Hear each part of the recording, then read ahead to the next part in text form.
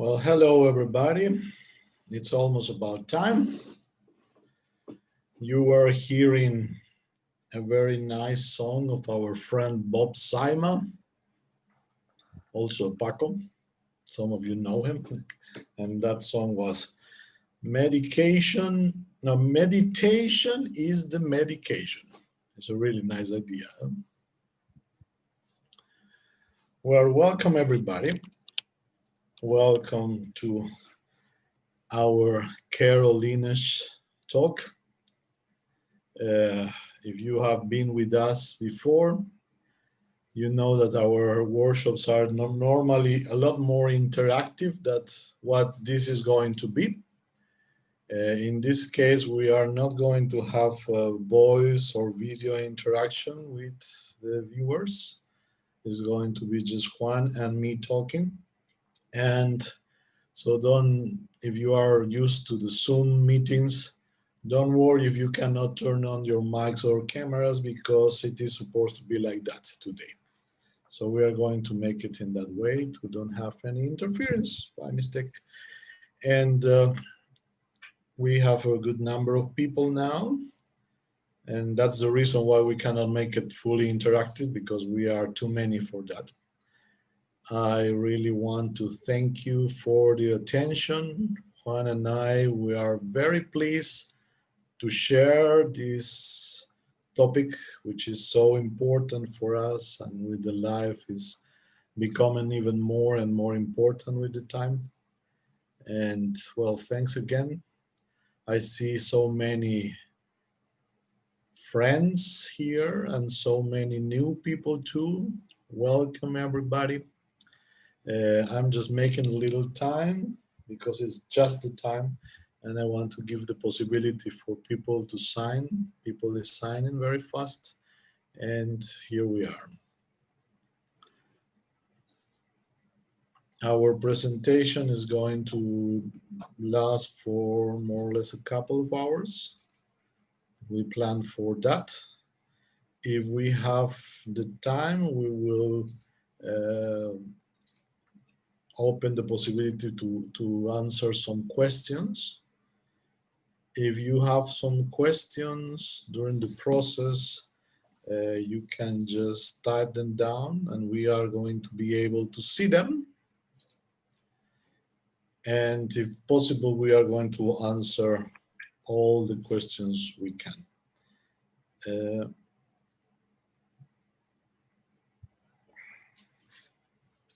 One has disappeared for a moment.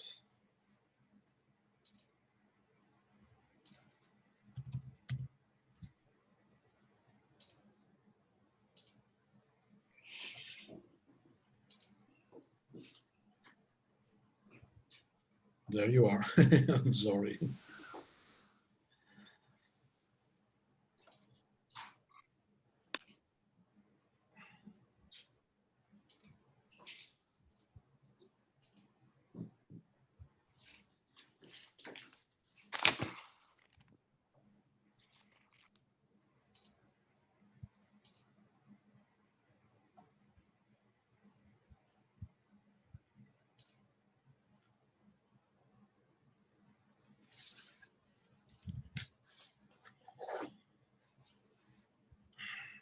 Okay, welcome once again.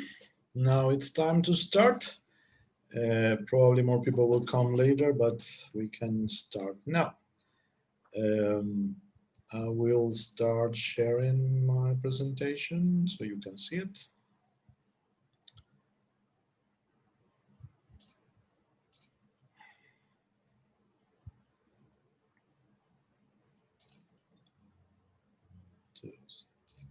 Okay. But before, once again, thank you very much, everybody.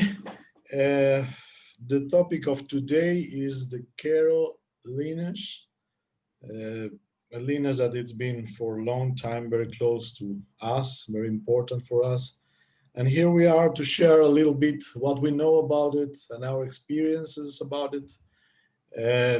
For us, it's also important how our family lineage get in touch with the Carol lineage And for 3 generations, from my grandfather times, my father and me, we have been together, working and walking together, and making so many nice experiences. And before starting with the presentation, I want to give you Juan so he can say hello to everybody. Juan? Hello, how are you? Welcome. We are very glad to have you with us. And now we are going to talk about our Ero lineage. As you know, we have two. One is the Ero Huacho, which is the lineage or the furrow of Ero, and the Cosco Huacho, which is the furrow or the lineage of Cusco. A lineage is something very important for all humans, are usually referred to the succession of ancestors. But you can have a blood lineage, but you can have a spiritual lineage too. In the case of the spiritual lineage, it's a succession of masters. It's the relationship between a master and a student. And this chain of masters and students are in certain way the guarantee of the accuracy of the tradition. In the Andean tradition, there are several peculiar ways. One of the unusual ways of count the lineage, which was recorded by chronicler Paul de Ondegardo in the 16th century, is how we start with ourselves. We start with ourselves and we count to our parents, to our grandparents, etc., etc., etc. And this behavior continue in our tradition, contemporary tradition, because usually for the Kurajpakokuna, the elders of the tradition, it's required to know the lineage, but at least 3 generations in the past. Start to counting you, your master, the master of your master, and the master of the master of your master. And this is in certain way, the track through which the continuity of the tradition is kept. Welcome again. Okay, I'm going to share now a presentation so we can start with our talk.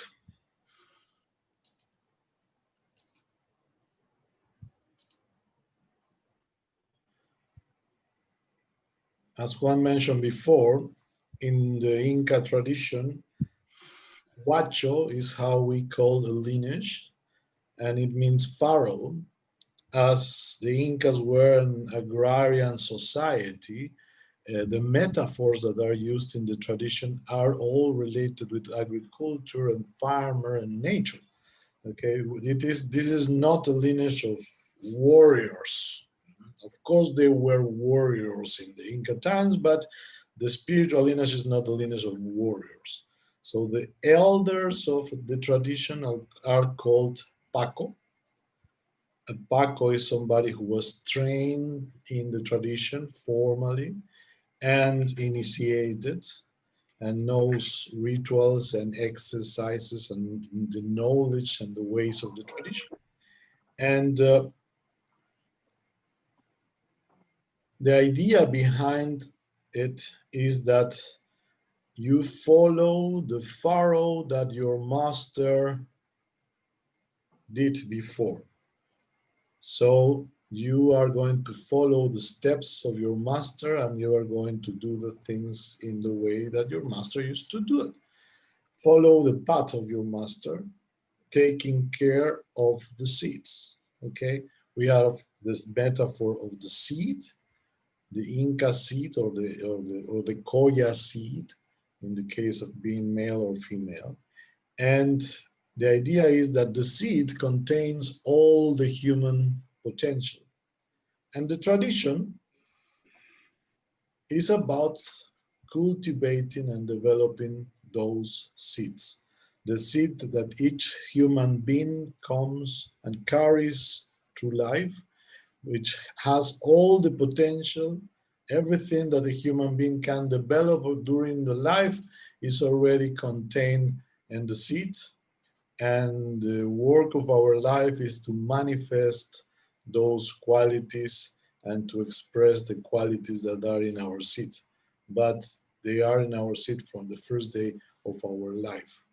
The idea of the practices and the Kausai Puri is about to get in touch with the energies outside yourself and learn how to connect and how to deal with those energies in order to cultivate, to feed your seed, and to make these qualities grow and express and manifest as tangible skills, qualities, and eventually knowledge. That is more or less the aim of our tradition. And based on that, we are going to talk a little bit about something more specific, the lineage. Again, this is not a blood lineage, it's a lineage of knowledge. So it's teaching that passed from generation to generation. And as I mentioned before, for us is very important because this lineage was related with our family for a long time. Now, of course, when we talk about the Inca tradition, the Inca civilization, it has its roots in a much earlier times. Of course, the human beings have been in South America for the last 14,000 years. That is being demonstrated by science. And the first and the most ancient civilization in the Andes is called Caral. Caral took place in the coast of Peru 3,200 years before Christ. Okay, and that makes Caral the second most ancient civilization in the world after Sumer in the Middle East, Sumerian. And so those are our roots. Okay, the Andeans, the people of America, we have been making civilization for a long, long time. And these start to evolve from the most ancient levels of civilization. Okay, the invention of agriculture and then the first societies, and then we arrive to the point of building a subcontinental empire. So the civilization starts in Peru in Caral 3,200 years before Christ, in the coast, in the north coast of Peru, more or less 200 kilometers north from Lima, which is the capital of the country. And this process continues evolving through the succession of different states that one after the other rise, develop, and eventually collapse or get into decadence. But one of these steps, and which is the highest level of development of our civilization, started in the year 1000, more or less. That is the time of the foundation of the Inca civilization. And the Quero calls themselves descendant of that original people from the first step, from the first stage in the Inca civilization. So the Quero claim to be at least 1,000 years old, almost 1,100 years old. The Queros are a very special group of people. We are recognized by the academia and by the people in general as the keepers, the most traditional keepers of the Inca civilization in Peru. It doesn't mean that this tradition is not in the rest of the country.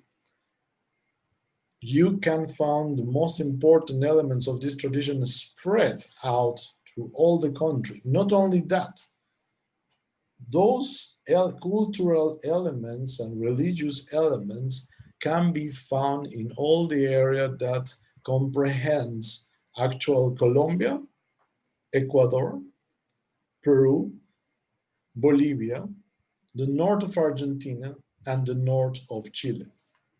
Okay, in Peru only, the Queros are the most known and recognized group.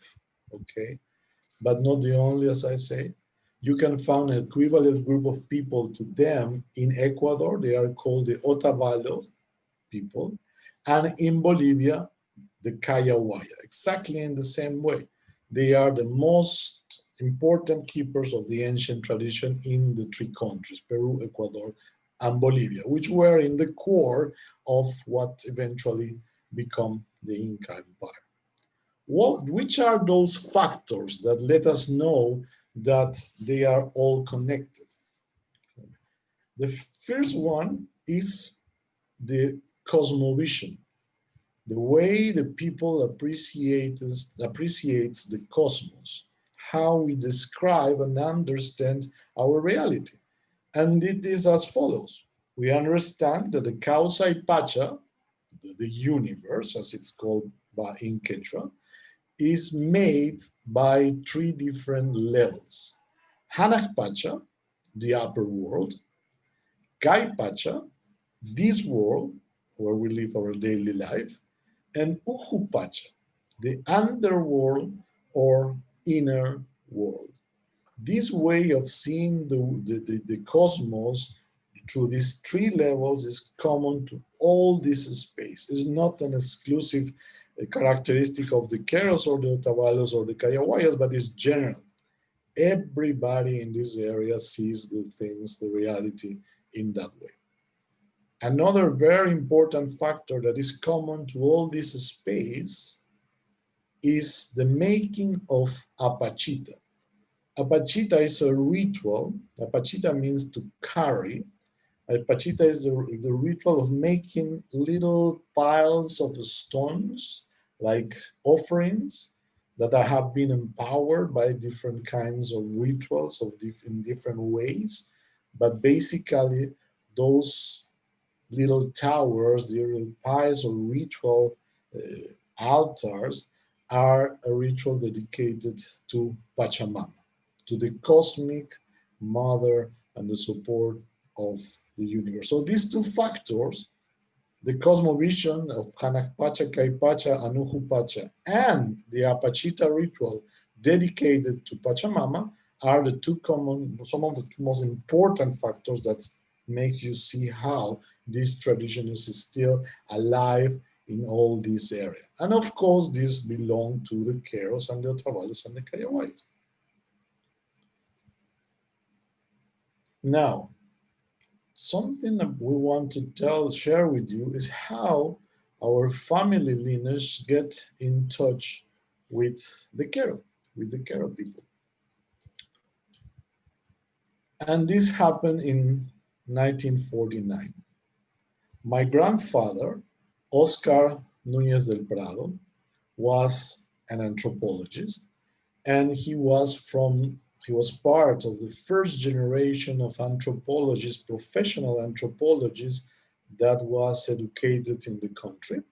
He studied anthropology between 1940 and 1945. And in 1949, already as a professional, he was visiting a town called Paucartambo, where once a year, maybe you know that, a very important festival, traditional festival takes place.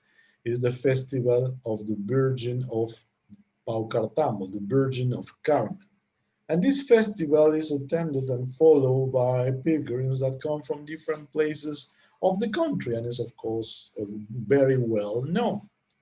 So my grandfather, Oscar, was there in Paucartambo, visiting the place once again. It's a place where he was raised as a kid. He used to live there, so it was very familiar to him.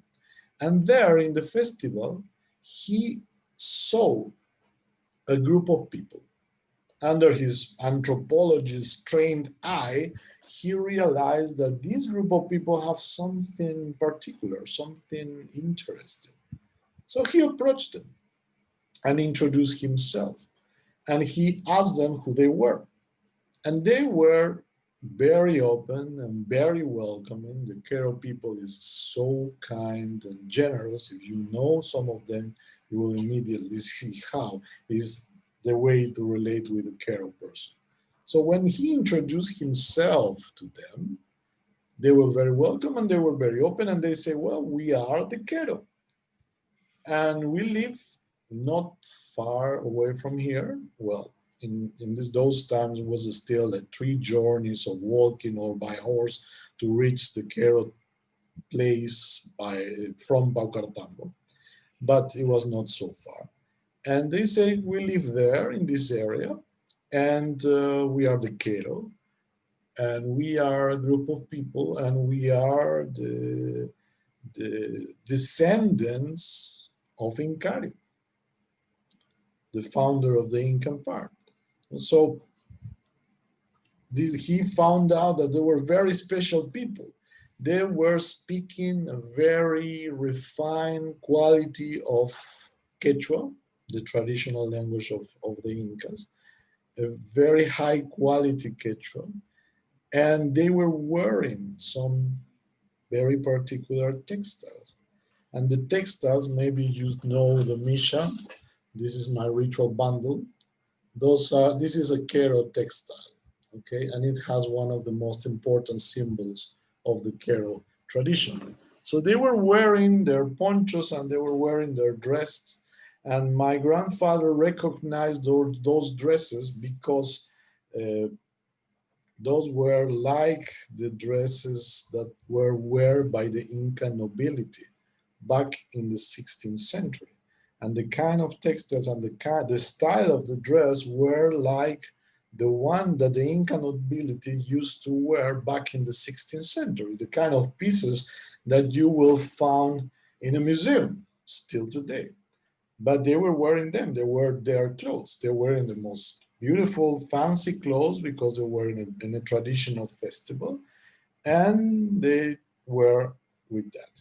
So, seeing all these elements, he immediately asked them if it will be possible for him to visit them with some colleagues, to meet with them and to be able to talk with them. And as they are always very welcoming and very open, they say yes. So that was actually what triggered the expedition of 1955. Of course, the expedition didn't visit them immediately after. It took my father and his colleagues some time to organize it.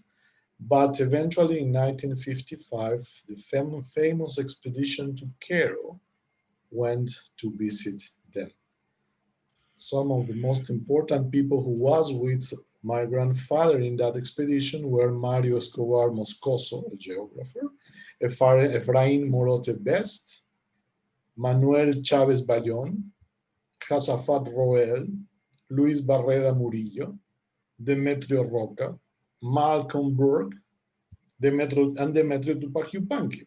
I put the names there so I don't forget any of them because these people did something amazing. And they were sponsored by a newspaper, a Peruvian newspaper called La Prensa, which was owned by Pedro Beltran. So this is the expedition that went to visit the Queros in 1955. And what they found there was amazing.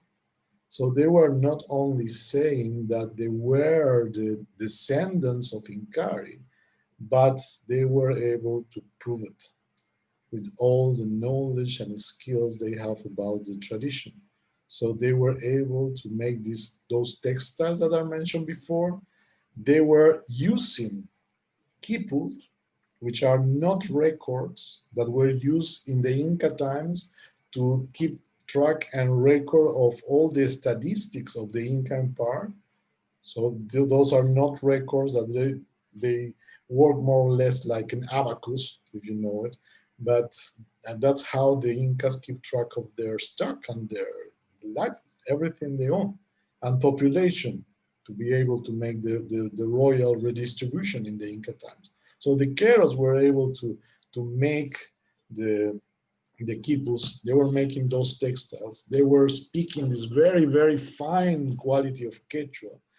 And they not only that, they were keepers of the legends that cover a time span that went back to the 10th century, to the times of the very creation of the Inca civilization. And they claim to be and exist since those times.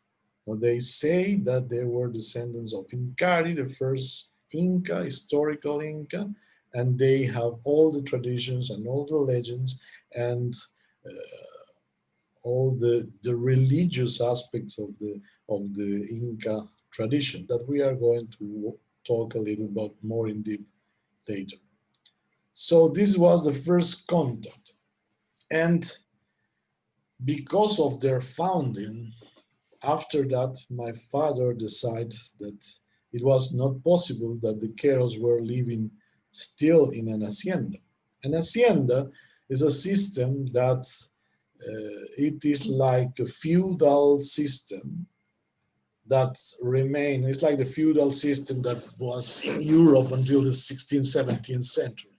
And in Peru, in the 60s, it was still working. So the Peru was divided in haciendas that were owned by landowners called hacendados. And the Queros were under the power of one of these feudal lords. They were part of one of these haciendas. And you, if you know the history, the landowners in certain ways were owners of lands and owners of people. And they were under the power of that system. And my grandfather understood that it was not possible, that the really descendants of the Incas, the keeper of this amazing knowledge and the keepers of such a huge cultural background, were under this power and could not own their lands. So he advocated for the expropriation of the hacienda by the Peruvian state.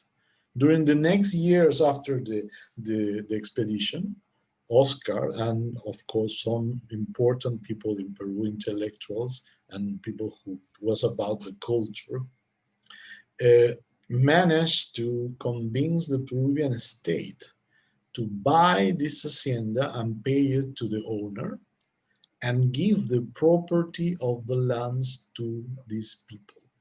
And in 1958, the Queros recover the property of their lands.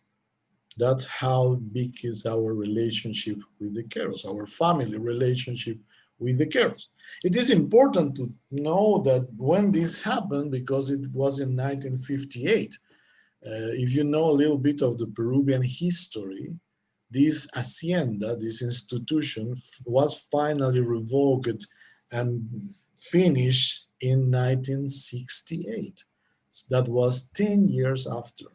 And only 10 years after that, my grandfather and his friends made that, the rest of the Peruvian indigenous people recover the properties of their lands. Thanks God, and to the work of many, many people since then, today all the Indians of Peru are full right citizens and owners of the lands and owners of their lands.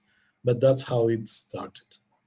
Okay, so of course we have a really close relationship with them, and since then my family has been very, very close to the Quero community, to the nation, and to the Quero tradition. Okay, because other reasons, then later we get in touch with this tradition, and we are going to share with you a little bit about that later. Well, we were saying how the Queros claim being the founders, the descendants of Incari and Collari. Incari and Collari are, in the legend, the founders of the Inca civilization, or the founders of this last civilizational tradition in Peru and the highest. There are another legends who were recovered by the chroniclers in the 16th century and are structurally equivalent to the legend which was recovered by this expedition in 1955. What's the meaning of that? There were a people who, in the middle of the 20th century, stayed being Incas. In that time, this was totally new for the world of the scholar, and usually for the common people in Peru. Everybody take for granted how, as a result of the clash between the Inca civilization and the Spaniards in the 16th century, the Inca civilization was vanished and come to a total end. And 1955 was a remarkable year because in this year, a North American scholar, John Holland Rowe, published an article, and the title of this article is The National Inca Movement of the 18th Century, which means he proved with papers, exploring papers, how the Incas were not vanished in the 16th century, but survived with all these their symbols until the 18th century. And by chance, my father, the same year, discovered the errors for the academical world, only for the academical world, because as you hear of Ivan, they were under the power of an hacienda. They were totally connected with the Westerns, and they are even under this terrible kind of power, which is the feudal power of the Peruvian hacienda. But the people take for granted the Inca civilization was vanished, at least after the 18th century. With the expedition of Pero, they can prove and show to the academical world, even for the whole population of Peru, how the Inca civilization was part of the reality of our nation in the middle of the 20th century. This is the importance of the expedition. And one of the most important factors, cultural factors, which were recovered there, were the myth of Incari and Collari. According to this myth, which belong to the to facts who happened in the 10th century, which is the time of foundation of the Inca culture, there were an ancient population of the earth, and then for several reasons, the Roal, which is the contemporary name of the metaphysical and creator God, decided to create a new kind of humanity, and he decided to create the Incas. And to do that, he created a couple of people. He created Incari and Collari, a man and a woman, and give them as symbol of their power a gold stuff to Incari and a gold spinning wheel to Collari, and told them how they must found a capital of a new society in a place in which they stop a land in the ground vertical. Incari launched the stuff, and the stuff arrived flat to the ground. He threw the stuff again, and the stuff land obliquous surrounded by a set of very high and dark black mountains. But he was little in a hurry, and he decided maybe the vertical position of the stuff must be acceptable for his creator, and he decided to start to work to found a new civilization. The place was Pero, and he started to build a city there, and he was working there very hard with Collari, and they were start to teaching to the local people what they supposed to teach them.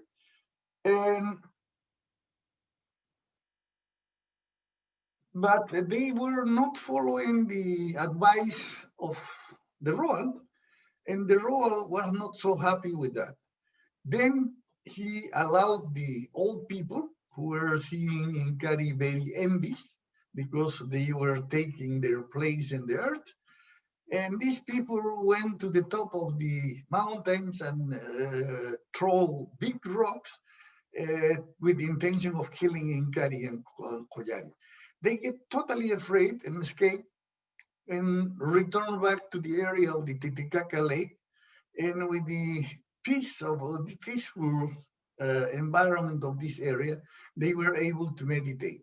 They meditate and they recognize how they make the mistake because the stuff was not vertical. Then he moved in the direction of the north and arrived to the mountain pass, which is the La Raya, in the border between the Titicaca Basin and the Andean valleys. And from this place, Incari launched the stop again, and it arrives in the middle of a very fertile valley, and this was the valley of Cusco. Then he went there, he started to work and built a new city there. This was the city of Cusco, which at the end was the capital of the civilization of the Incas. But immediately they were working in Cusco, they decide how the first foundation cannot be forgotten. And they send the first child to populate or to teach and to establish a lineage in the Cairo area. In that way, the Qairos claim to be the descendants of the first child of Incari and Collari too. Then, after accomplishing their duties, Incari and Collari decide to retire and returning back through the Cairo area, they decide to retire in the jungle. But they leave proofs of his past in Cairo, which are certain traces which you can see there even today. And then went to the Amazon jungle, and in the sides of the Cairo River, they found two cities, Paititi and Miskayani. Paititi and Miskayani are two cities which are metaphysical cities, like the celestial Jerusalem of the Christians or the Shambhala of the Buddhists. But in these metaphysical cities, Incari and Collari retired with the people who went with them to the jungle.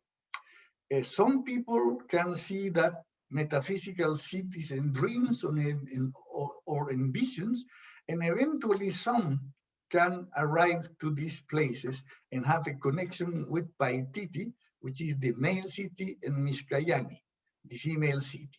This is the legend of origin of the Qairos in the 10th century. But they record the clash between the Incas and the conquest and another legend, which is the legend of Huiracocha Pampa, which is a legend which refers to the 16th century. According to this second legend, there were a Spaniard army which are marching in the direction of Cairo, and the leaders of this army were two captains, two very powerful Spaniard captains. And of course, the Qairos tried to resist, and the Qairos were commanded by two Pacos. This is the first occasion in which you found the Paco in the legendary tradition of the Qairos. Two Pacos were leading the Cairo people to resist. And a clash happened, where a battle there, and the Cairo people were defeated. The Cairo people were defeated, the people escaped in the direction of the jungle, but the two Pacos stay in the place. And when going up to the top of the mountains, they throw big stones and they destroy all the soldiers of the Spaniard army. The two captains survived, and they were trying to escape. And the two Pacos used their power to open a lake, which is Cocha. And this Cocha, which is in Huiracocha Pampa, opened his mouth and swallowed the two Spaniard captains.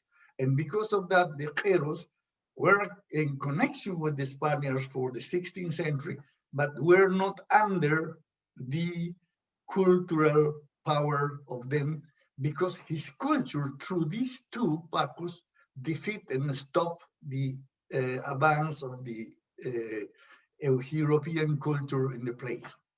This is the myth of origin of the 16th century, and this is the beginning and the mythological background of the Pakokuna, which is the lineage of the masters.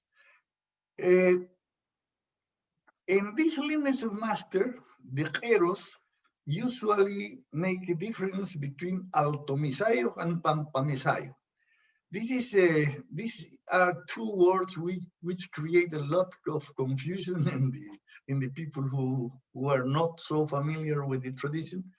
But Alto Misayo simple means just mystical person. And Pampa Misayo means just a ritual person. What's the meaning of that?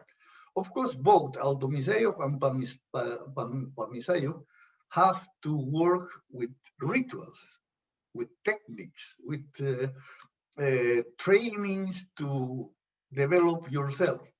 But the Alto Misayo are the people who have the capacity or the gift to talk directly with the supernatural being. A Pampa Misayo usually communicate with the supernatural beings through reciprocity, through offerings, to performing certain techniques.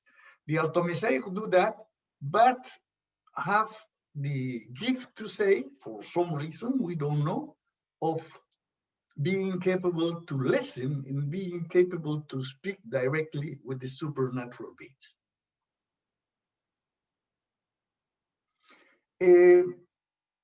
According to the contemporary overview of the Andeans, not only of the Jeros, as we say, the story of the world is divided, or the world is divided in 3 ages.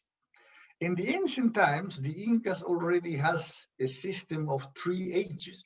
This system of ages were like a kind of time in the Greek tradition. As you remember, in the Greek tradition, chronos is the linear time, the time in which you record the sequence of hours, the sequence of days, the sequence of years, etc., etc. But there is another kind of time which is kairos. Kairos is a space of time with certain specific character. This is in the Greek civilization. And in the Andes, we have this kind of time and we call them Pacha. Pacha is cosmos, but in certain ways suggests this is a different kind of succession of cosmical relationships in the traditions of humans. Of course, until the 16th century, they used a code of these 3 ages in Quechua, but something amazing happened in the 16th century. After the 13th century, the Europeans developed a system of ages too. Was a Calabrese monk, Joaquin de Fiore, who wrote the book, which is the Eternal Gospels. And in this book, he made the statement about the existence of 3 ages: the age of God the Father, the age of God the Son, and the age of God the Holy Spirit. And these 3 ages were a progression, moving from the more ancient and the low developed to the closest and higher developed. It's a process of progress, social progress in this version of Joaquin de Fiore. Is equivalent to the way of seeing of the Indians. And because of the connection, apparently the Indians adapt from the 16th century until now, the Western language. You are going to find several words of Spanish used by the Indians today. And of course, they were cultural factors which were adopted. But in this case, the idea was before. They adopted only the Western terminology, and according to the teachers, the world or the universe are moving through 3 ages. Dios Yaya Pacha, which is in Quechua, the age of God the Father. Dios Churi Pacha, which is the age of God the Son. And Dios Espíritu Santo Pacha, which is the age of the Holy Spirit. The age of the Holy Spirit has another name, which is very meaning, is Taripai Pacha. Taripai Pacha is the age of the remeeting of the humans, the time in which we are going to be capable to recognize the dignity of all the other human beings and discover how essentially we are equals in relationship with the creation, or brothers who descend of our Father God. This is more or less the idea in the Taripay Pacha. But in the contemporary tradition, the masters say how the Dios Yaya Pacha, the age of God the Father, is from the foundation of the world until the time of the arrival of the Spaniards. Dios Churipacha, or the age of God the Son, start with the conquest of the country and stay until today, until our times. And now, according to the tradition, is beginning the new age, which is the Espiritu Santo Pacha, or the Taripay Pacha. Between all these ages, between the first and the second, and between the second and the third, must happen a Pachacuti. Pachacuti means a cosmical transmutation. The conquest was seen as a cosmical transmutation, and we already passed another cosmical transmutation, which takes us to the Taripay Pacha. Apparently, the transformation started in 1990, and the real Pachacuti happened between 1990 and 1993. Then we're time to prepare a new age, which ran according to the tradition from 1993 to 2000. And this is the beginning, in the next time is the beginning of the manifestation of the Taripay Pacha, who ran from 2000 to 2012. As you can see, according to the tradition, we are now in the beginning of the Taripay Pacha. What's the meaning of this age? As you remember, there are 4 hierarchical degrees in the Andean tradition. Ayupaco, Yachtapaco, Suyupaco, and Texepaco. Texepaco is the 4th level and is the universal master. Suyupaco is a national master. Yachtapaco is a regional master, and Ayupaco is a local master. You can see how the hierarchy take the growth of the circumscription in which a Paco can act. Anyway, it's just important to know we are now in the beginning of the Taripay Pacha. And the sign of the new age is going to be the arrival of a Mosok Karipay, which is a new initiation. And with this initiation, we are the people who receive that initiation is going to be taken to a 5th level. And the 5th level is a level of consciousness in which you can develop the Tukui Hampech, which means the capacity to heal every disease in every circumstances without exceptions.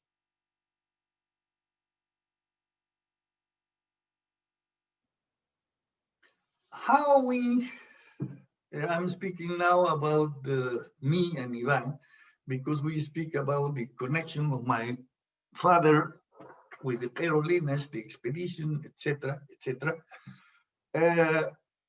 Of course, I was connected with the Queros because they arrived to the house of my father, and when they were working to receive the land of the government, usually the house of my fathers were like the hotel for the Queros.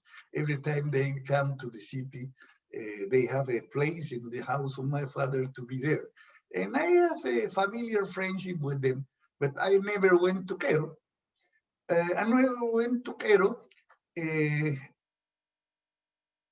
until I start to learn the path of the Paco. How it happened. In 1976, I went to a postgraduate in the University of Lima. And in this postgraduate, there were a seminar. And in the seminar, I introduced an hypothesis. Ivan already mentioned how there is a common cosmovision of all the Andean Indians, and this is the common ritual of the Apache. But based on that factors and few others, I realized how the system of supernatural beliefs of the Andean Indians for the northern border of Peru to the southern border of the country, all over the Andean or the area of the mountains, were basically the same, were equivalent, and were very coherent. When you find a very coherent system of ideology, you need to know how somebody must support that. What I'm saying with that, if you take a look of the system of beliefs of the Catholics or the Protestants are very coherent. But this system stay coherent because there are certain experts, the Catholic priests in one case, and the Protestant pastors in the other case, who were feeding back the system in every other generations. There are lineages of teachers who are supporting the system of beliefs. The hypothesis I introduced there was how, if we have this coherent system of beliefs all over the country of Peru at least, must be some people who feedback the system. And in the seminar, I introduced the hypothesis, an academical hypothesis, of the existence of these Andean spiritual masters. Then, one of my teachers, Luis Millones, helped me to transform this hypothesis in a project of research. Then he helped me to have a grant of the Ford Foundation. And in 1979, I started research about the existence of these masters. Then I started in the Valley of Cusco, and I meet the Pacos of the Coscovacho, the Pacos of the Foro of Cusco. And the top of the hierarchy of these Pacos were Benito Corihuaman. And I went to visit Don Benito Corihuaman as the head of this lineage in 1979. And he makes a show of certain kind of spiritual capacities. And with that, I was fascinated with that. And I stepped to being just an academical researcher, and I asked him to teach me his spiritual art. Then, because of certain kind of inertia, because I was connected with the time in which my father went to Cairo, and I knew about the mythology of Incari, etc., I was looking to check if he is connected with the mythology of Incari too. And I asked him about Incari. And he told me, you know, I don't know about Incari, but if you want to know about Incari, you need to look for Andres. And Andres lives in Cairo. This is all I knew. Then I decided to look for Don Andres. I make a travel in the direction of Cairo.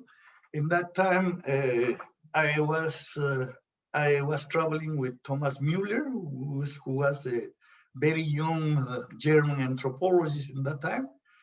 And we went together to Cairo, to the Cairo country, which is much more than the Cairo community, which my father was. Because the Cairo nation, are at least 9 different communities of the same size of the Hatun Cairo, which is the community established by my father. And in the beginning of the Cairo nation, we arrived to a community which is Cayacancha. In Cayacancha, we meet a very young Paco, and the Paco let us know how there were the school, were the first news we have about the existence of a formal school of Pacos. And this school was led by Don Dionisio Machaca for a time, and the school was in Callacancha. But Don Dionisio passed away, and the collana of Don Dionisio, Don Andres Espinosa, take the school to his own community. And we knew in that moment the school was in Quero Totorani. The school of my master was not in Hatunquero, the town in which was my father. The school I went in was in Quero Totorani, a neighbor community to Hatunquero. Okay, these two communities are separated only by a river, but are two different social units. I meet with Don Andres in 1979, by chance, a little bit after I went to Quero with Tomas, my father was going to Quero. My father arrived to Quero, and we went together to meet Don Andres. For that time, I knew he was guiding a formal school of Quero. And Don Andres recognized my father because he knew him from the times of the expedition of 1955, and called him his brother, called him my brother. And then my father told him how I was looking to become part of the school. And Don Andres say, because he is your son, I'm going to accept him in my school. But for that time, the school started on the 1st of August, and Don Andres were teaching for more than a week. And he allowed to accept me in the school, allowed me to be in the school, but not this year, by the next, because they already teach several things, and he's not going to repeat the whole thing, the whole training, just because I become part of the school. And he was not flexible about that. And then I returned back in 1980, the 1st of August of 1980, and I be part of a formal school of training of Pacos along all the month of August of 1980. I was studying there with around 30 more people who were studying to be Paco. And as fellows, as I has there, Don Manuel Quispe, Don Mariano Apaza, who later was the teacher of Ivan, Don Agustín Paucar Capa, Don Juan Paucar Flores, and Don Juan Paucar, Don Juan, another Juan, I don't remember his name now, but at least 6 or 7 persons who later won't become my friends and part of the Pacos with whom I work were in the same school studying with Don Andres Espinosa. I was there, and I cannot say it was a very nice and easy time, because it was very challenging, because I was the only mestizo in the school.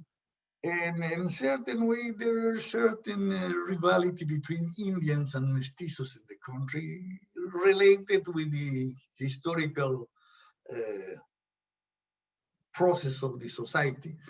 And of course, I was able to do certain things I never did, like on the fire, to cook the food, to look for the fuel for the fire, to live in the ground without any matrix, etc., to wash myself with ice cold water, etc. Was not comfortable, was challenging, but the most challenging thing was the social pressure there, because all the others were Indians, and of course I was not trained in doing the usual things for them.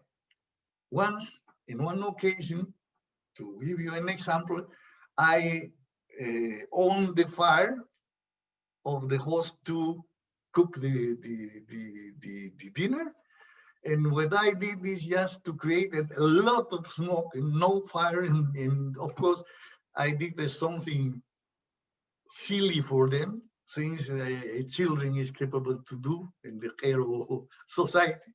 And everybody laughed about me. When I was peeling potatoes, they laughed about me because I was taking much of the food of the potatoes and I was throwing the food. And details like that, but you can feel the pressure of being under a group of people who don't belong to your culture. This helped me to imagine what is the situation for an Indian student today in Peru, because they were taken to schools who teach in Spanish. All the children are mestizos, and of course they laugh about them. They put them as the fools, and it's a very uncomfortable pressure. And I experienced that being in the school. But this was for a time. At the end, we made friendship with all the people there. I was accepted by the group, and in a certain way, I was able to learn faster than them. And this made the situation more or less equal. And I complete the studies in the school. I received a training in a very important kind of exercises. We are going to share with you some. And I received the first initiation of this community, which is the Chumpiawai and Ñahuiquichay. Was on one of the first things in which I was trained. But there were a second initiation, which is an initiation as a Tucuymunayniyoj, which was the title of Don Andres. And I supposed to return back to Cairo to take a second course of the school in 1981. But unfortunately, I was not able to go to Cairo in August. I knew the school was working, and I hope to go later to this school because I was engaged with certain commitments in Cusco, and I was not able to go. But in September of 1981, one of my fellows of the school came to Cusco and told me how Don Andres Espinosa passed away. Don Andres Espinosa passed away, and of course I didn't receive the second initiation of this tradition. But later in 1985, Don Manuel Quispe told me how he received the initiation. He was the Joyana, or the ranking top of Don Andres Espinosa. And finally, in 1988, Don Manuel Quispe gave me the initiation of the Tucuymunayni. I mentioned how the first time I went to Cairo, I went there with Thomas Muller. You can find a very interesting book of him, it's in German, is The Children of the Middle. And the middle power is the Chaupi, and the Chaupi is related with the Munay. Munay, which is one of the three basic powers of the Andean tradition. The powers are Yachay, intellectual knowledge, Llankay, action, and Munay, which is love, but love under your will, a very specific kind of love you can use and you can drive as a power. This is basically what I learned in this connection with the children of the middle, or the Cairo, or the lineage of Cairo. There is another book in which the Cairo tradition is recognized as the last Inca age. This book was edited by the Ministry of Culture of my country, and is dedicated to my father and dedicated to the people who discovered for the academical world the tradition of the Kairos.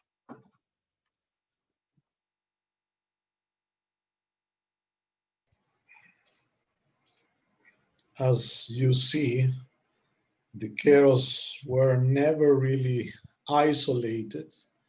They travel, they visit festivals. If you ever go to Coyoriti Festival, you are going to learn how In Coyoriti Festival, there's a place that belongs to them, and everybody knows that. So they were not isolated. They were in contact, but they were in connection with the roots of the tradition and in practice of the knowledge and the most refined teachings of the tradition. This school of Don Andres was the last formal school that we have news or we get to know about in the Andes. But there was a continuity of those schools and those teachings. And in my personal case, for example, I also started in 79, directed by Don Benito Corihuaman and under the supervision of my father. I was told by Juan and initiated and start my training as a Paco. And eventually, with the work of the Paco, I got to know Don Mariano Apaza and Don Manuel Quispe, who were in touch with Juan and who would normally visit my house and came to meet with Juan. And while I was training, eventually, because one event we organized back in 1993, uh, we invited a lama, a Tibetan lama, Loponche Chu Rinpoche, to visit Cusco.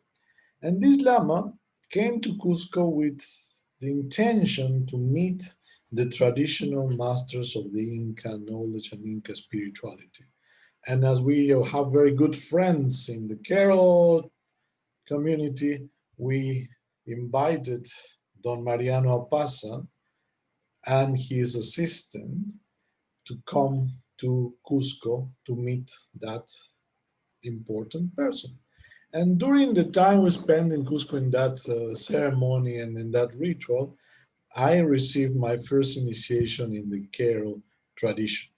Okay, those lamas came with another group to Peru looking for that tradition, and they agreed to receive some initiation from the master, from Don Mariano, and Don Juan Ordóñez, his assistant, and also I received the initiation from them. It was a beautiful experience of finding where the two traditions were together for the first time, and they were teaching together.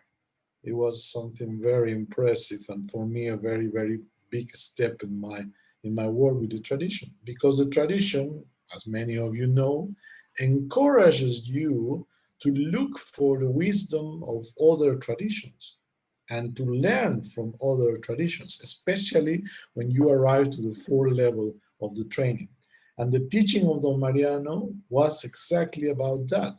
When he was giving the initiation during those days of 93, he was also learning from the two Buddhist tradition, and he showed with example and with his behavior what is the meaning of the fourth level.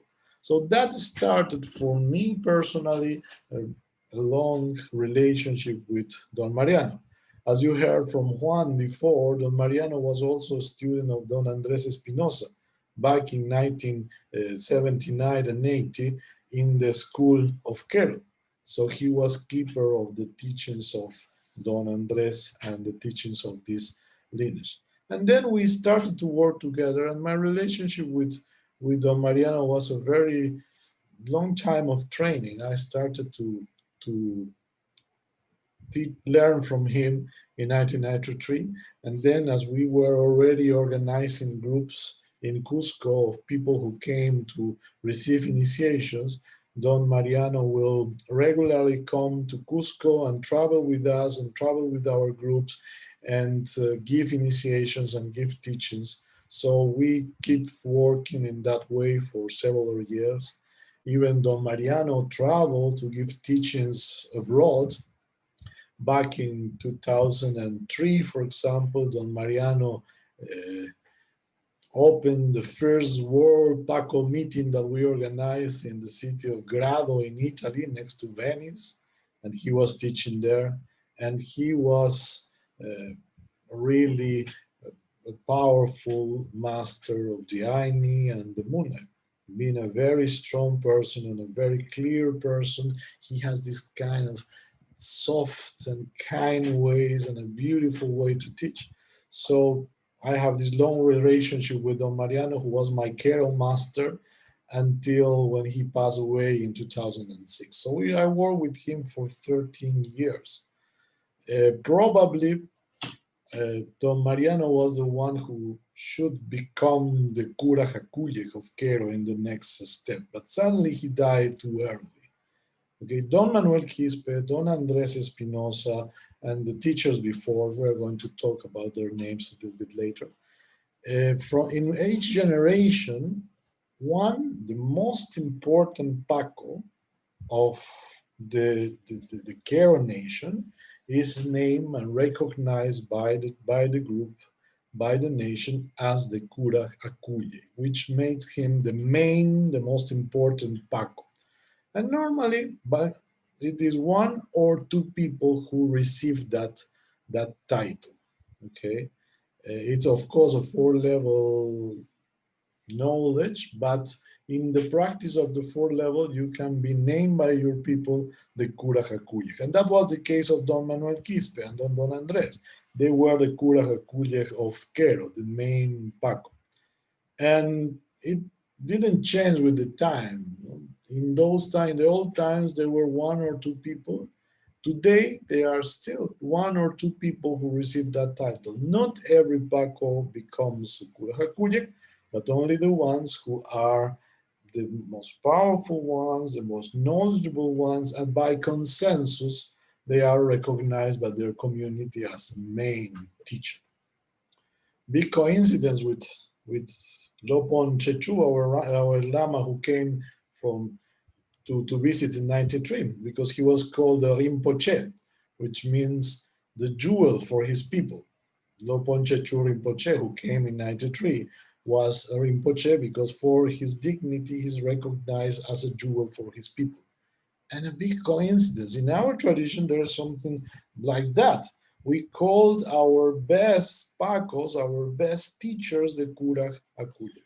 And not everybody arrives to that, but in every generation, somebody receives that title. And this title is given not by the years of practice or other thing, but the recognition of the people who attribute that quality to that person. So that was my relationship with them. Suddenly, the same year in 2006, both Don Manuel Quispe and Don Mariano Paza passed away. So Mariano was close to become the Cura Jacúyej of Quero. I don't know if he was really recognized as that. I don't think so. Today, there are other people who have that role because the tradition is still alive and evolving.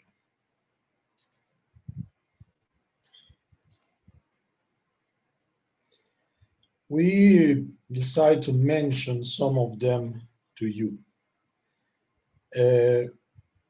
As you know, the Quero lineage, according to the Quero knowledge and the teaching, was founded back in the 10th century. And the founder of this lineage is Incari himself, back in the 10th century. And Collari, of course, too. The man and the woman, the founders of the empire, according to this legend, and the first teachers of this tradition. And of course, we understand that it's been a continuous teaching of the tradition across the time, since the 10th century until today. It's an unbroken chain of teachers. A Paco is an elder, okay, somebody who's trained and learned the details of the tradition in deep. And a Paco is a master, a spiritual teacher, is a healer, okay? And being the keeper of the tradition is in charge of passing to the next generation the knowledge of the tradition. And through this chain, we receive those teachings. Normally, in the traditional way, you are supposed to know the three teachers before you. So, three generations just before you, and the founder of your lineage. So in our case, the founder of our lineage is Incari. We, in our research, get to know about two masters who live in the closer times to us. Don Nazario Samata, who lived in the later 1800s, in the late 19th century, and Don Bernardo Cruz, Some of our Paco friends still have the knowledge of the lineage, so they told us that Don Nazario Samata and Don Bernardo Cruz and very old teachers, so something like our great grandparents in the lineage.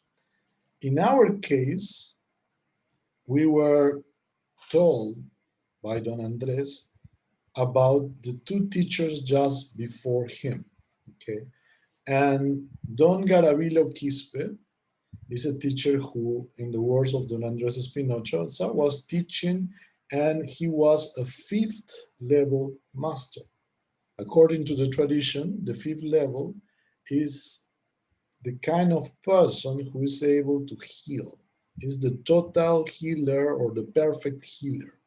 And Don Andres told to us how Don Garavilo Quispe was this kind of people, was a fifth level master. And the tradition says that when the last epidemic of smallpox was taking place in the Andes, this was something that started back in the 16th century, but over and over there were epidemics of smallpox. The last big one, epidemic of smallpox, took place in the early 20th century. And the tradition says that Garavilo Quispe was able to keep in good health all the Quero nation. So his power keep healthy every single person in the Quero community, in the Quero nation. And the tradition says that because of him, nobody get ill. We know this is really true because in my case, for example, my great grandfather uh, was one of six siblings, and they were the mother and the father, and almost all these family get killed. The father and the mother, my great grandparents, not from them only the mother survived, and my great grandfather was the only of these six children to survive. So my family almost didn't make it into the 20th century. It was well known in the family that this happened. In those times, the Carol legends say that Don Garavilo Quispe was keeping everybody healthy. Okay, in this we heard about some Western saints and some very, very special people, uh, stories like that. People was able to heal and keep people healthy and keep a space of health. So Don Garavilo was not only a teacher, so was also a perfect healer, according to the teachings we received. Then the student of Don Garavilo Quispe was Don Dionisio Machaca, who, as you know, was teaching in Callacancha in his own school, the tradition, until he passed away. Don Andres Espinosa was the best student of Don Dionisio Machaca, and then eventually, when he passed away, Don Andres built his own school and took it to Quero Totorani, where was the place where Juan met this master, and he was in that very school studying. Some years later, years after Don Andres passed away, we went together to Quero with Juan, and we passed by the place where the school was, and there was nothing left. Somehow, when the master passed away, the school was also clean, and somebody was supposed to take it and build it somewhere else. We are still looking for the next school. So that is how we normally learn about the lineage. So we learn about the three teachers before us and then the founder of our lineage. That should be enough. You know, the Quechua tradition is not doesn't have writing and reading, and so the records are not so extensive. But this is the most meaningful way to keep it, and at least as a Paco, the tradition say that you are supposed to know that. As Juan mentioned before, many of the people who, I would say, all the people who today are the most powerful and the best teachers were in touch, were students of Don Andres Espinosa. Here are some of them. No? Don Manuel Quispe, for example, who was the cura Jacuye until 2006 when he passed away. Don Mariano Pasa. Today, Doña Maria Pasa and Don Manuel Martín Quispe are recognized as the cura Jacuye. They are living and teaching today. I actually found these two pictures on Facebook. So if you are looking for them, you can find traces of those teachers in Facebook. Doña María Pasa and Don Martín Quispe. Don Humberto Sonco and Doña Bernardina Machaca are also two very important teachers of this time. And you can see the younger generation, Don Francisco Pasa Flores, Don Juana Pasa Flores, and Don Ricardo Pasa Flores are the sons of Don Mariano Apasa, my master, and they are teaching today. And I took these pictures from their Facebooks. So if you want to get in touch with them, you can trace them there. There is also Freddy Quispe Singona, a good friend of us, who makes part of some books like John Parisi Wilcox books. Don Lorenzo Capa Pasa is the son of Don Martin Quispe. And together with his wife, Dona Zenobia Cruz Condori, he is teaching today. Here's my good friend Guy Leyavar, and me, and some other Pacos. Don Benito Apasa from Kerr, Doña Asunta Quispe, Don Luis Quispe, Don Mariano Quispe Flores, José Luis Herrera, Don Santos Apasa, Don Guillermo Sonco Apasa, Don Manuel Gerillo, Don Isidro Cayo. So this is people who is today keeping the lineage alive and sharing those teachings. And it's how it always was. The tradition was kept and passed from generation to generation across the years, and it's been passed in that way, with initiations, through stories and legends, to practices and exercises, and is how it lasts all this time, and is perfectly alive. The teaching of this school was the most refined teaching that was kept in the Andes from the Inca times, and it's about the Munay, the power of love and will, and that is what we are working with. Juan mentioned the Ñawi Kichai and Chumpiawai initiation. That is the first step on the training of a Chumpi Paco, a practitioner of the middle path. I don't know if you are aware of that, but the tradition is divided or composed by three sides. The right side, the Paña, the left side, the Yoke, and the middle side, or the Chaupi.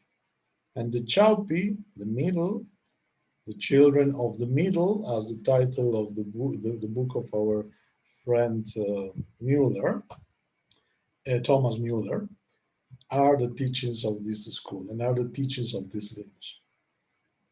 The teaching is about how to be able to get really in deep connection with your feelings and how to develop and cultivate your feelings. And through this training, you are able to get deep knowledge of the feelings, deep knowledge of your own feelings, and eventually be able to create new feelings and address new feelings. Later, we are going to return to that, but the title of Don Andres was the Tukuy Munay Niog, already done for you later. And it means to become the full owner of the power of will and love, the Munay. And the first step in this training is called Ñawi Kichai and Chumpi Awai. Ñawi Kichai means to open eyes, and Chumpi Awai means to weave belts of energy. And to do that, we use a tool, a Misha. Misha is the name of the ritual bundle. I showed you mine before. This is my Misha.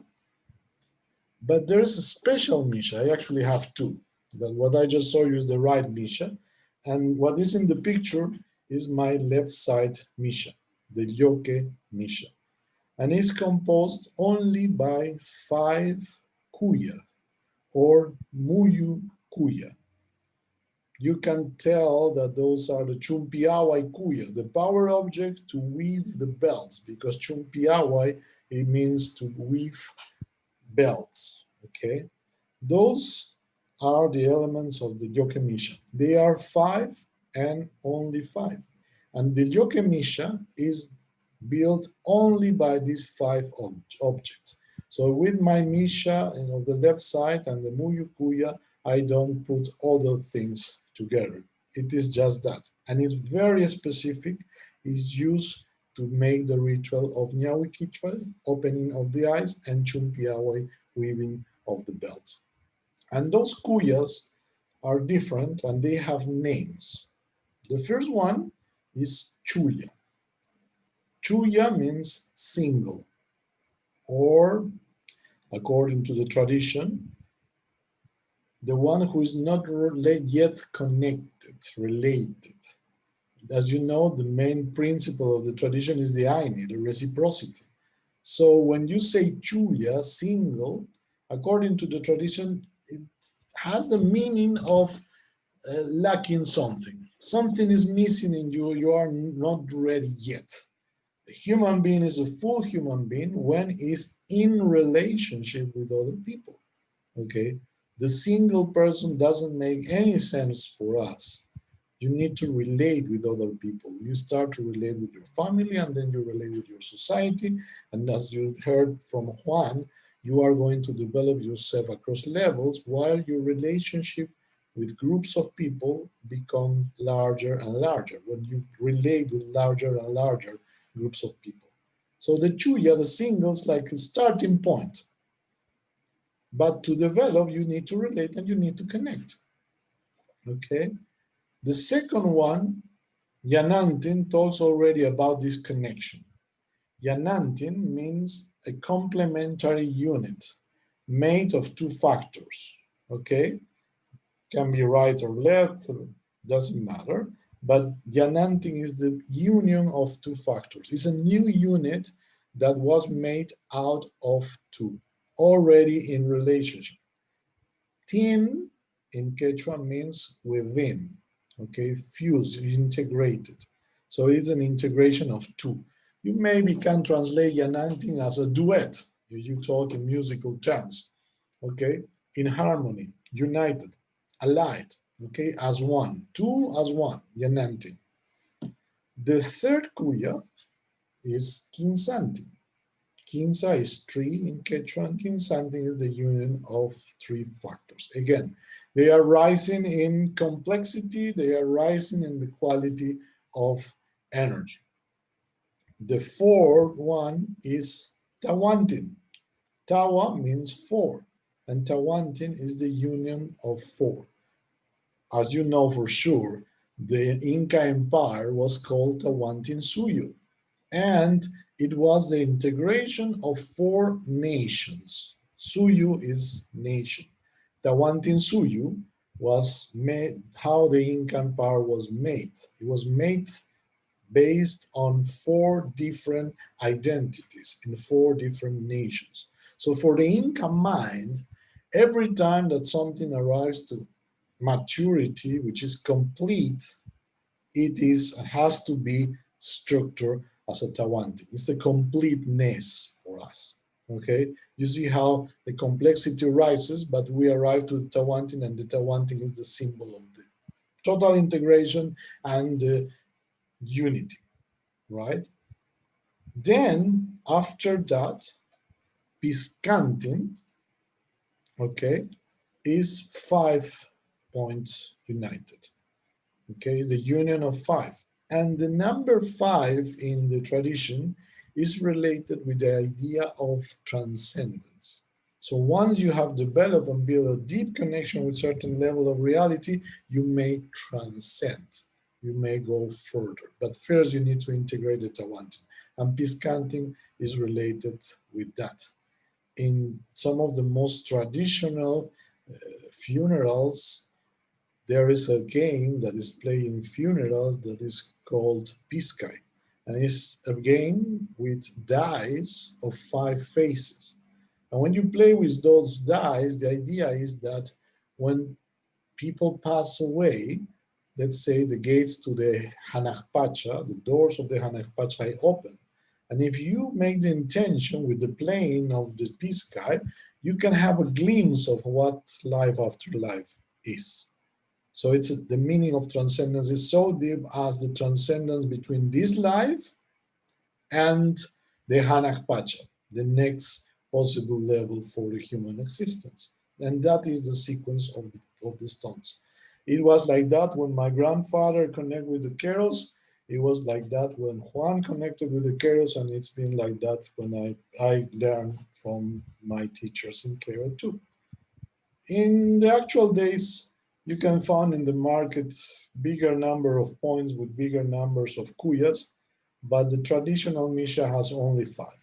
And we were told how to use this Misha and how to make the initiation with only these 5 kuyas from Don Andres. Okay. This is the full set. This is my personal Misha. It was given to me by Juan when I received the initiation of the Chumpiahue. Those are a bit old, but today you can buy a set in the market in Cusco. You can ask some people who makes them, and it's okay. They don't have to be old. The important is that you can have these elements in your Misha to be able to make the ritual of initiation. So that for us was the starting point. The Nyawi Kicha and Chumpiahue is a ritual of integration first of yourself. And then this can help you to integrate yourself and connect with other levels. Nyawi Kichai, of course, is about opening eyes, okay? And those eyes are 7, okay? And they are as follow. Those eyes are certain points in your body where there is some special concentration of energy. So by perception, you can identify where those points are. And there are other traditions who use those points. The coincidence is in the position probably because it's natural in the human being and those energies were in you since the very first day of your life. But the way those energies are used changes from one tradition to the other. And in the Inca tradition, those places, those spots of high quality energy are called Nyawi. Exactly as your 2 eyes, they take the same meaning. As the eyes, those are centers of perception of the energy. Your 2 eyes that you open the very first day of your life are made to receive the visible light. But we also consider what is called the 7th eye. Here in purple, you can see the 7th eye or Kanchis Nyawi. The Kanchis Nyawi, which position is called the 3rd eye in the Eastern traditions, in the tradition is called 7 because we consider that we have 7 eyes and this is the last one. The Kanchis Nyawi or 7th eye, it's one of the most important parts of your training to learn how to see. Together, Kawai is about seeing. And the first 3 eyes, the Kanchis Nyawi, the 7th eye, the right eye, and the left eye are all about to see.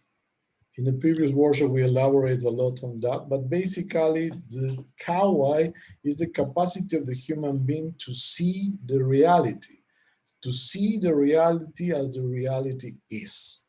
And the seventh eye is especially adapted to see the spirit, to see the metaphysical side of the reality.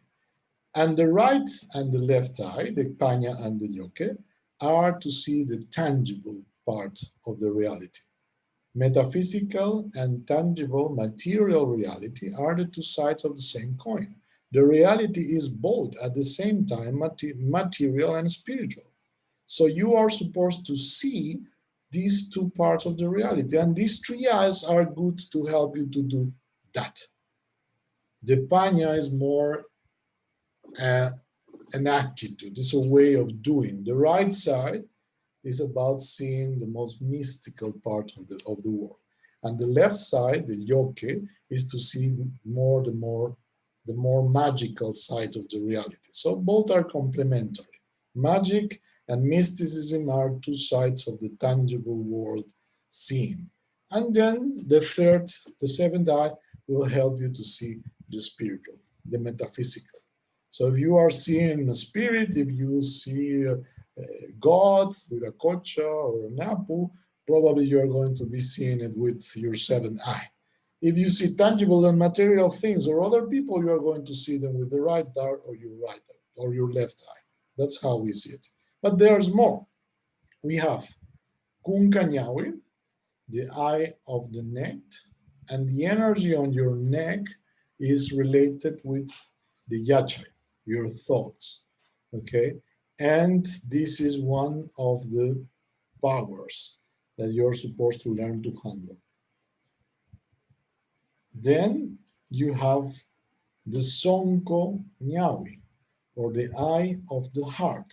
And the power which is related with this eye is the power of Munai, the power of love and will, the main focus of the practices of the middle of the Chaupi teaching. Then you have the Cosco Nyawi, or the eye of the navel.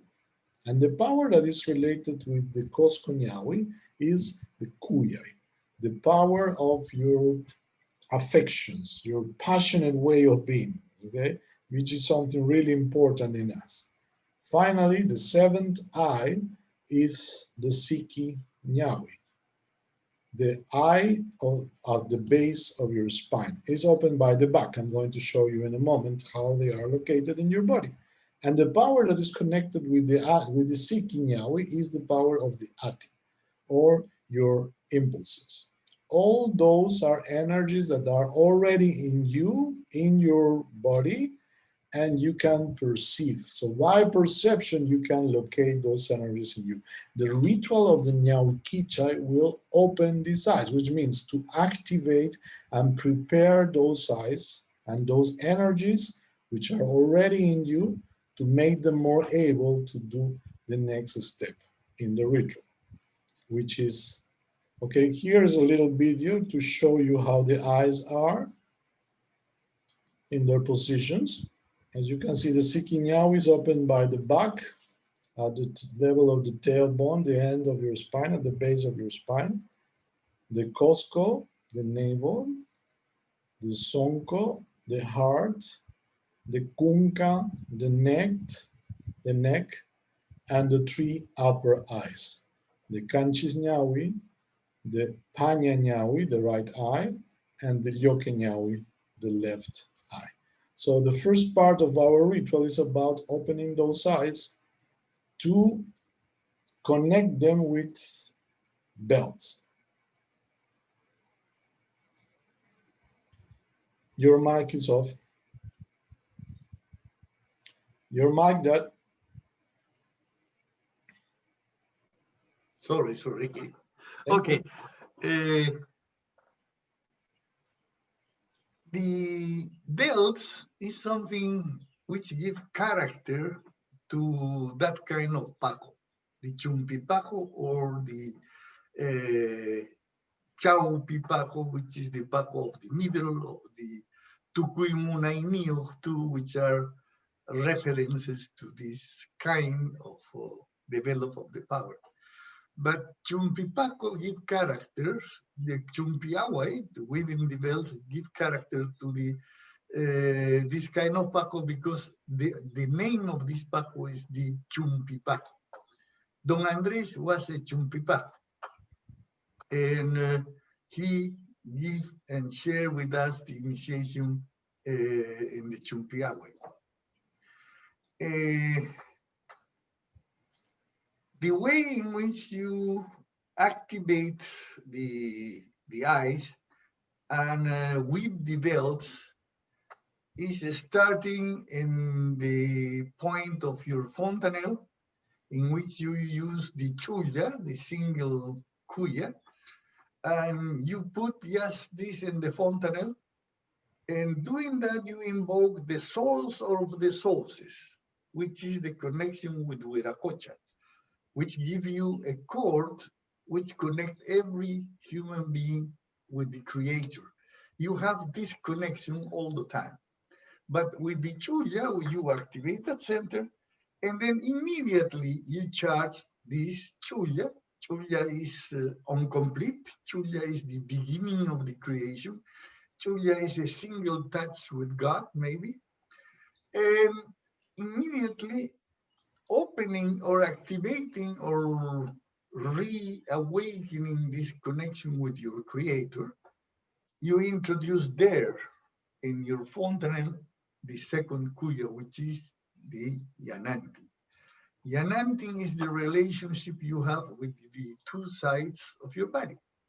Then with the yananting, you pull up a little bit the kuya until the top of your head to a center, which is not an eye, is the uma. And uma is the top of uma is the head too.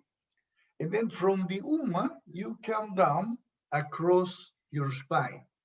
You come down, down, down, pulling the energy until you touch the first eye, which is the Sikhi.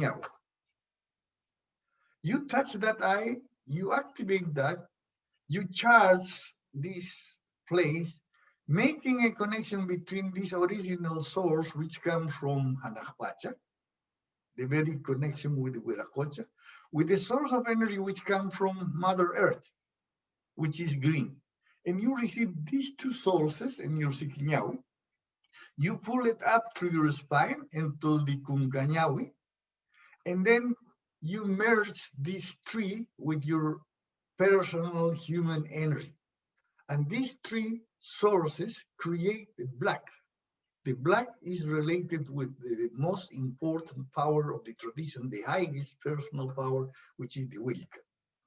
Anyway, activating or uniting these three factors, you create the first belt. But in this case, it's not just a belt, it's a pant, and the name of this pant is Yanawara, which means the black pant. You start in the Sikinyawi, and you connect, make a belt between your legs, then you connect with the root of the Sikinyawi in the front and your pubic bone. Then you make a surrounding around your hips, and with that you have your Yanawara. After that, you move the Yananding Kuya into a connection with your Koskonyawi in the navel. You take off the Kuya and you take the number 3, the Kinsanting. And with the Kinsanting, you activate the new center, the new eye, and you activate it with another color, which is red. Activate the red in your navel, and then you move that around your waist in the two directions, creating a red belt which is Puka Chumpi. Puka Chumpi means just a red belt. You generate the belt and you pull up the energy to touch the heart, the center of the heart, or the Sonko Nyawi.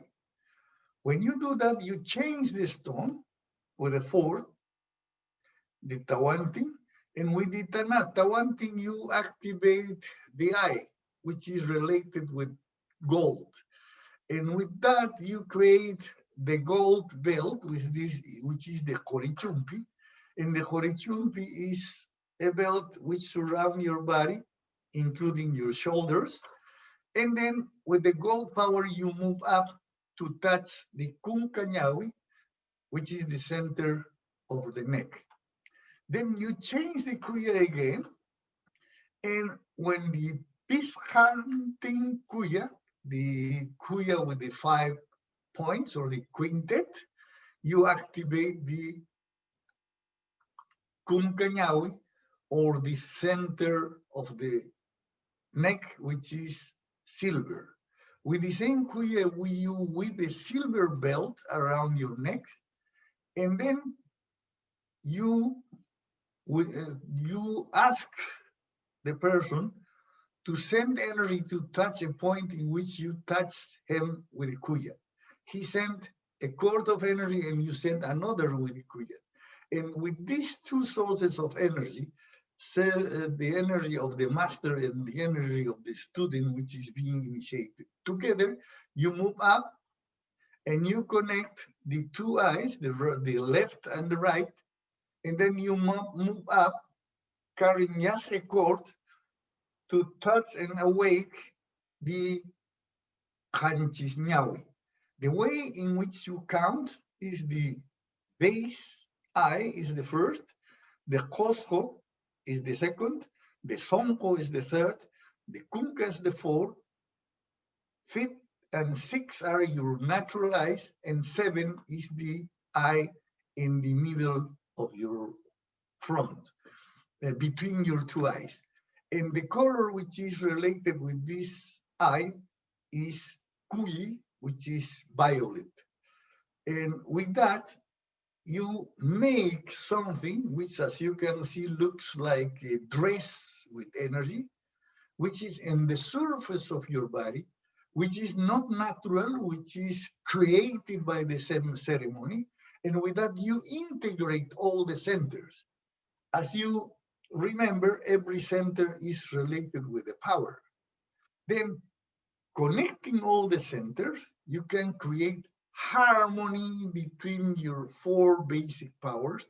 And only after creating this wholeness between the 4 factors, which are Ati, impulses, Kuyai, affections, Munai, feelings, and thoughts, when you harmonize that and you integrate that Tawanti, you can transcend that level and move to the 3 eyes which are in your head, which are going to allow you to see, and which is going to allow you, as Ivan say, the 2 sides of the world, because this world is not only material, as we Western believe, it's not only metaphysical, as several traditions speak about it.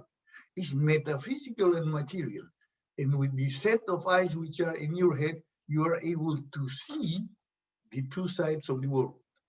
Seeing the 2 sides of the world, seeing the whole, you can adapt your behavior to become more efficient and to achieve a higher quality of life, eventually arriving to the Tukui Munainio.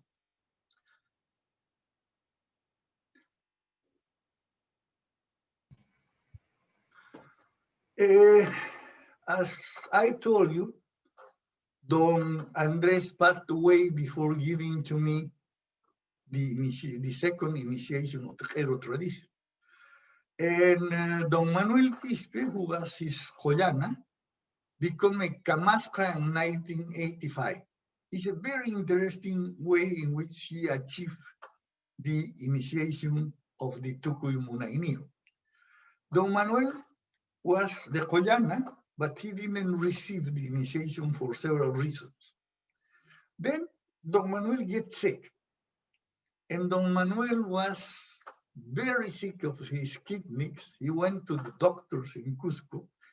Of course, he tried to heal him by himself, tried to heal that with another Bacchus, and finally he went to the doctors, but the doctors say they were not able to heal him, and apparently he has a terminal disease of his kidneys.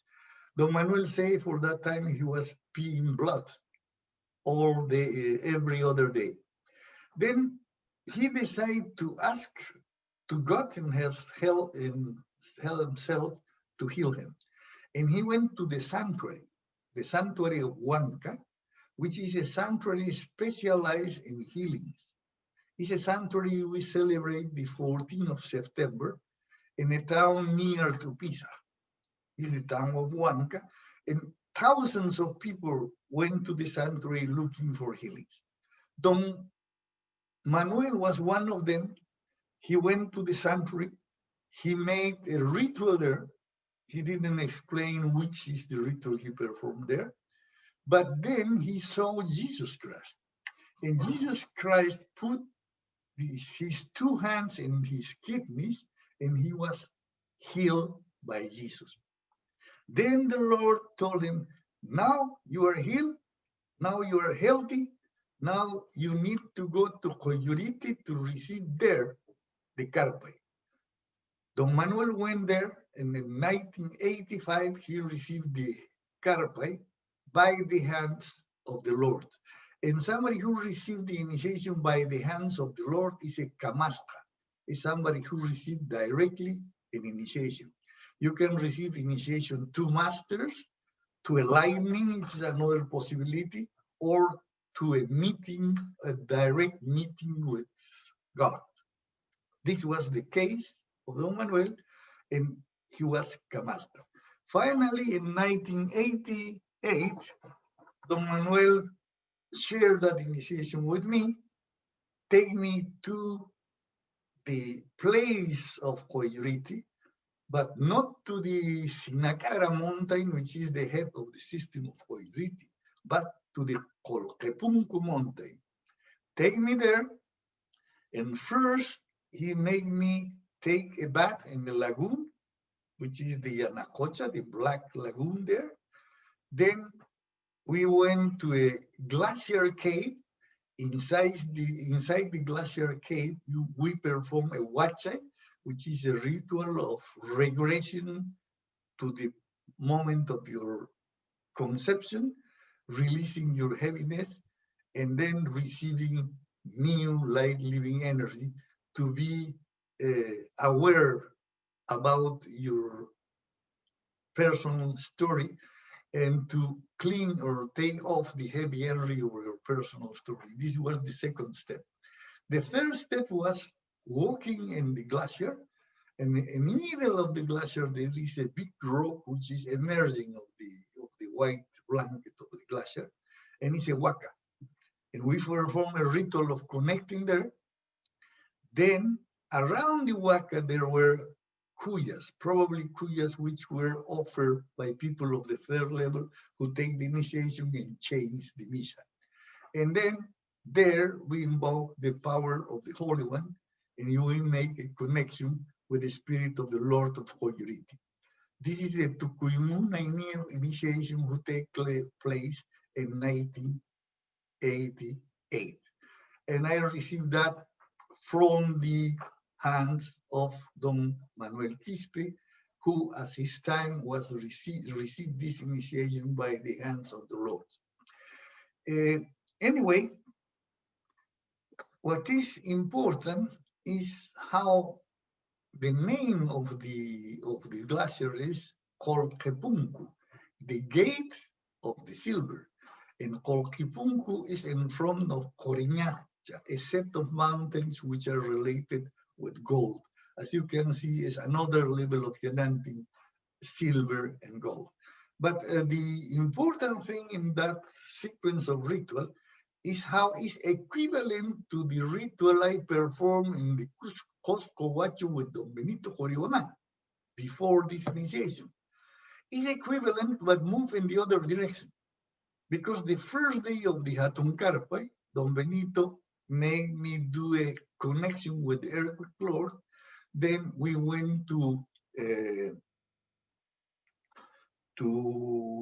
Illapata, and we connect there with the set of apus of the upper part of this world. Then we went to Amaru Machay, a cave in which we performed the Huachay. And finally, we went to the lake of Huacarpay to connect with the water of Huacarpay in Huascarinca. In the case of Don Manuel was the same structure but moving in the contrary direction, because first I take the bath in the lake, then in the cave of the eyes, then in the waka or stone, the sacred stone, and then we made the connection with Koiriti, the Lord of the Sanctuary.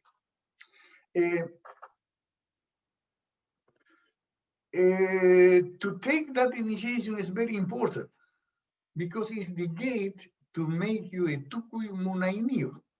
It's the beginning of becoming a total owner of your feelings.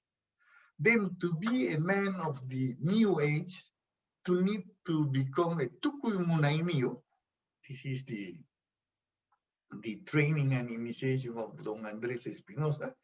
You need to become a tukui yankainio. This is the kind of training and initiation which was given to me by Don Melchor Deza, who is a master which is not of Quero. He is from Huasao, a community next to Cusco, near the city. And finally, you need to take the Tukui Yachainio, which is the initiation I received by the hands of Don Benito Corihuaman. Now my task is to develop that to the top level, the three powers together, and maybe integrate the three very deep in myself. I don't know. I don't really know exactly what is going to be the process, but eventually this can be make me ready to receive the next initiation, which the initiation in the fifth level. All the people who work with us, we share only the fourth level.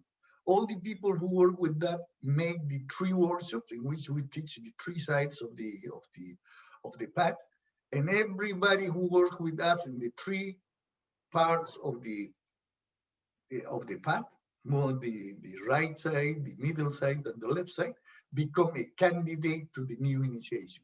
Of course, there are no teachers who share that initiation. Everybody needs to receive it by the Hanakpacha, and the Hanakpacha is going to decide when you are ready, and then you are going to receive the capacity and the power, which is the capacity and the power of the Taripa Pacha. We have been passing through very difficult times all over the world. These events, like the pandemic of the COVID-19 and other things that are touching all the communities and all the parts of the world, require a new kind, a new quality of people to solve those problems.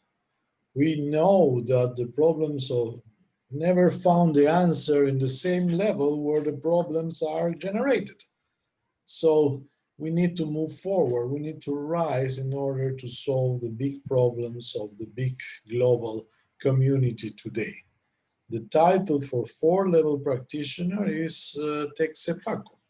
Means universal Paco, with the meaning is a Paco of the world, somebody who can really connect and handle with other traditions and other religions and other cultures in a meaningful and in a peaceful way. One of the biggest challenges of our time is to build peace and to share with other people, to make of this world a more kind world and a better world.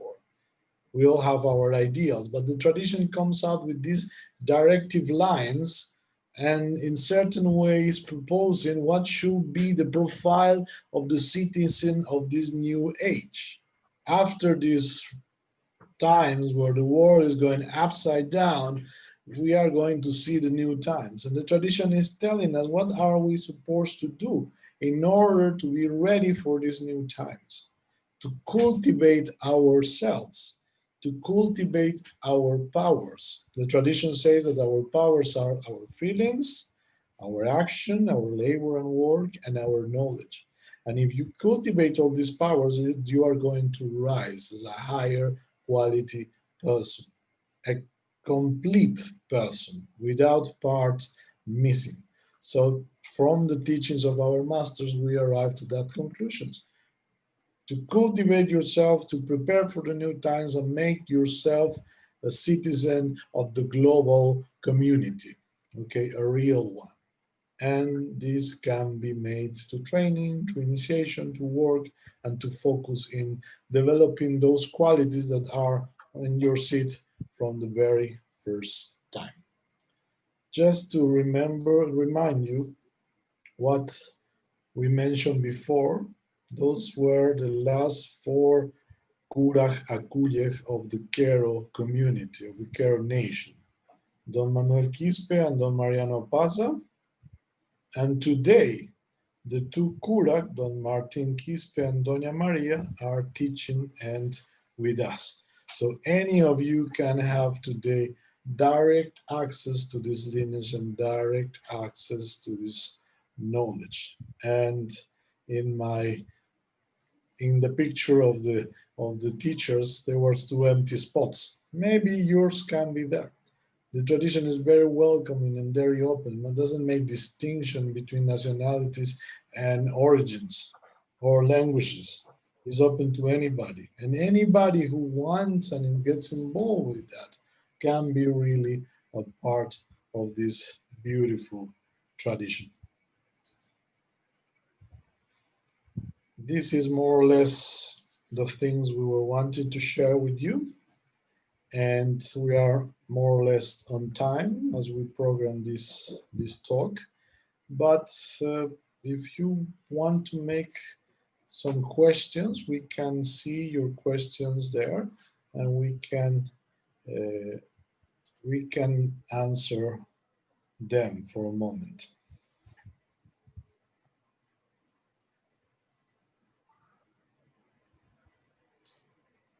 Oops.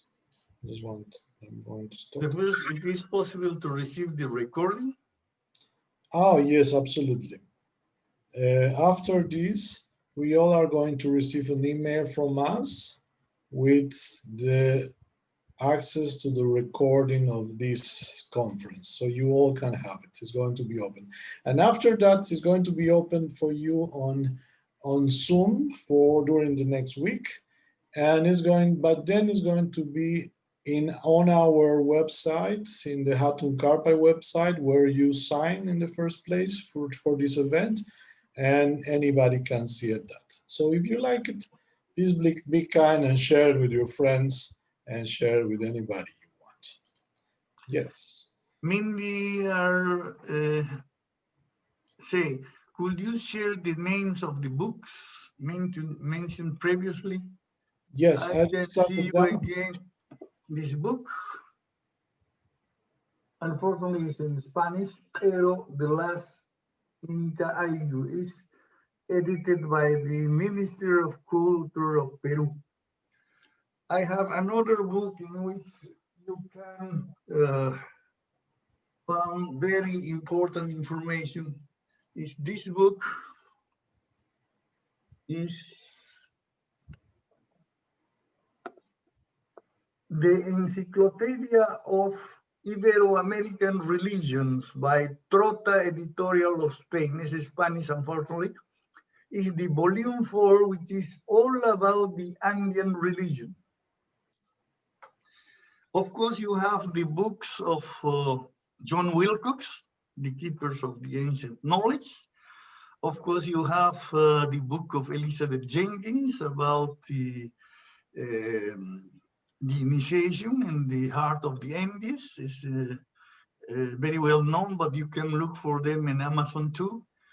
You have a book edited by Roberto Sarti in Italian.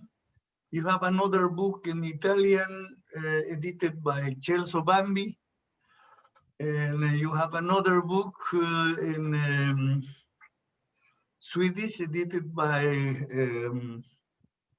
Anna Sauterington. Anne Sauterington, etc. And two others. You know, the literature about this knowledge specifically is just in the books of John Parisi Wilcox, in the book of Anne Sauterington, in the book of Roberto, in the book of maybe there are 4 or 5 books. Okay, the others are articles, but are more professional articles. Even this book is an academical one. the book I show you. But it could be very interesting to have a reference, but it's in Spanish, unfortunately.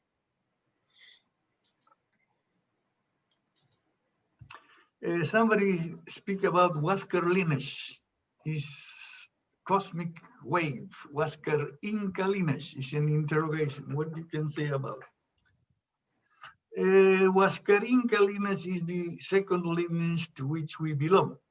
As you know, Incari is the founder of the Inca civilization. And Huáscar Inca is the last Inca, the last free Inca of the city of Cusco.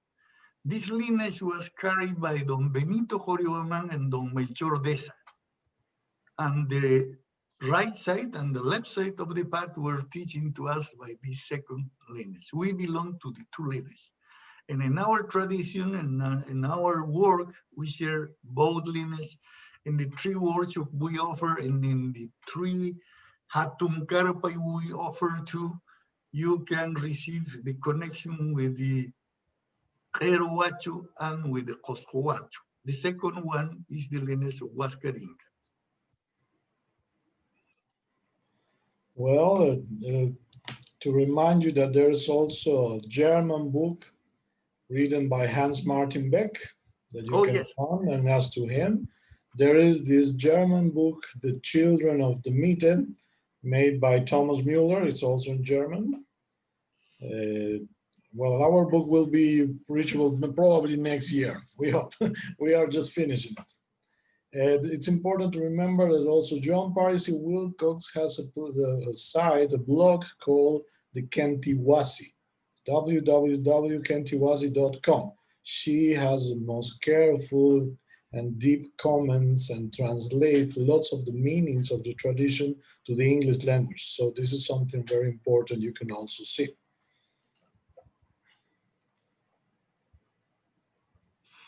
Well, thank you very much. We decided to share this openly because for our point of view, as you see for the last speech of Ivan, the knowledge of the tradition and especially this initiation in the Chaupi could be something very useful in the times we are living. We were not pretending we are going to erase the epidemic or we are healers who can take off the symptoms of the COVID, but it's a way to prepare you for a new time.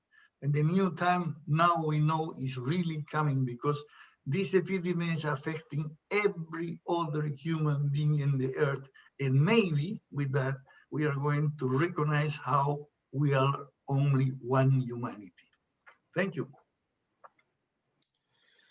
Well, once again, thank you very much. When you are enjoying something, the time just flies, the time is up. I just want to thank you very much for the interest, for being here with us tonight. And wait for our email. We are going to share with you some information and very precise information about the names of the books and links that we promise. And we'll be able to see the video and we'll be in our open channel on YouTube called Kausai Puri. You can also see some other things there. So wait for our communication. Thank you very much again and have a good night.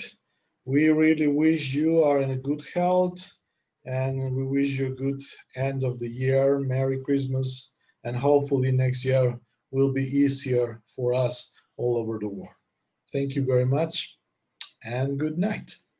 Good night.